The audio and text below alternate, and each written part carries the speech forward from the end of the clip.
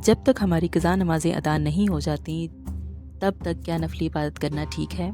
क्या सिर्फ 4 रकत नमाज क़ज़ा उम्री अदा करने से सारी उम्र की क़ज़ा नमाज़ें अदा हो जाती हैं? क्या वालिदैन की क़ज़ा नमाज़ें सिर्फ बड़े बेटे पर वाजिब हैं? क्या मरहूम वालिदैन की क़ज़ा नमाज़ें उजरत देकर पढ़वा सकते हैं? क़ज़ा उम्री अदा करने का सही तरीका क्या है? माह रमज़ान में ही क़ज़ा उम्री क्यों पढ़ी जाती है?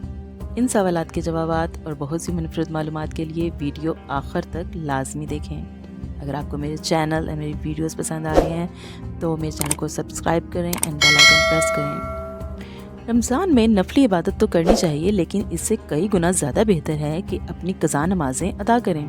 क़ज़ा उम्री अदा करना बेहतरीन अमल है और इसके लिए ये ज़रूरी नहीं है कि रमज़ानुल मुबारक के आखिरी जुम्मा का इंतज़ार किया जाए।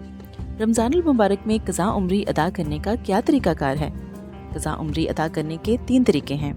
एक तरीका ये है कि हर वाजिब नमाज के साथ उसकी नमाज अदा कर ली जाए। दूसरा तरीक़ाकार है कि एक दिन की पूरी क़ज़ा नमाज़ें अदा कर ली जाएं। तीसरा तरीका ये है कि रमज़ानुल मुबारक की ताक रातों ख़ास तौर पर लैलतुल क़द्र में नफली इबादत की बजाय अपनी क़ज़ा नमाज़ें अदा कर दी जाएं। इससे इबादत का सवाब भी मिलेगा और क़ज़ा नमाज़ें भी अदा हो जाएंगी और इन नमाज़ों का अजर भी कई गुना ज़्यादा मिलेगा। क्योंकि सीधी सी बात है, अगर एक इंसान कर्जदार है और किस्मत इस पर मेहरबान है तो बेहतर है कि खैरात करने की बजाय अपने वाजिब कर्ज उतारे। वालिदैन की क़ज़ा नमाज़ें औलाद अदा कर सकती है। अगर कर सकती है तो कौन सी औलाद? तो इसका जवाब है कि औलाद में सबसे बड़े बेटे पर वालिद की क़ज़ा नमाज़ें अदा करना वाजिब है।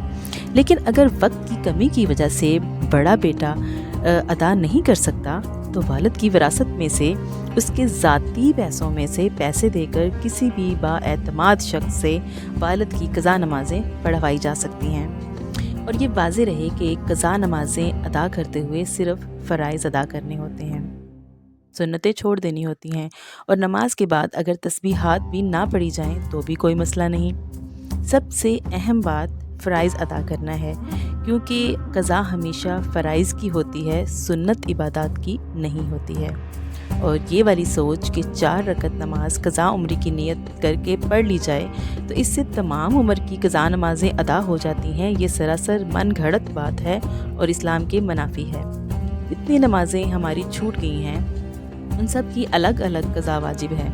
अगर वालिद मरते वक्त बड़े बेटे के होते हुए भी वसीयत कर जाए कि मेरी क़ज़ा नमाज़ें उजरत देकर पढ़ाई जाएं, तो उसकी वसीयत पर अमल करना भी वाजिब है। वालिदा की क़ज़ा नमाज़ें बड़े बेटे पर पढ़ना वाजिब नहीं है और बाहमी रजामंदी से तमाम बहन भाई भाभियाँ मिलजुल कर भी वालिदैन की क़ज़ा नमाज़ें अदा कर सकते हैं। रमज़ानुल मुबारक में क़ज़ा उम्री पढ़ने को बहुत ज़्यादा अहमियत दी गई है। इसलिए दी जाती है क्योंकि इस मुबारक महीने में हर अमल का अजर 70 गुना तक बढ़ जाता है। इसलिए नफली इबादत की बजाय क़ज़ा नमाज़ें अदा करके अपनी आखिरत की मंजिलें आसान की जा सकती हैं, क्योंकि आखिरत में फ़राइज़ के बारे में पूछ होगी। अगर फ़राइज़ अदा ना हुए तो सज़ा मिलेगी, लेकिन अगर हम नफली इबादत ना भी करें तो हमारी कोई पूछगछ नहीं होगी। हाँ, अगर हमारी कोई नमाज क़ज़ा बाकी नहीं है तो फिर हमें नफली इबादत करनी चाहिए। जिन लोगों के वालिदैन इस दुनिया से रुखसत हो चुके हैं तो इनकी क़ज़ा उम्री क़ज़ा नमाज़ें अदा करके इनको ईद का तोहफ़ा दें, ताकि इनकी हिसाब किताब में इनकी तकलीफ़ों में कमी आए। आमीन।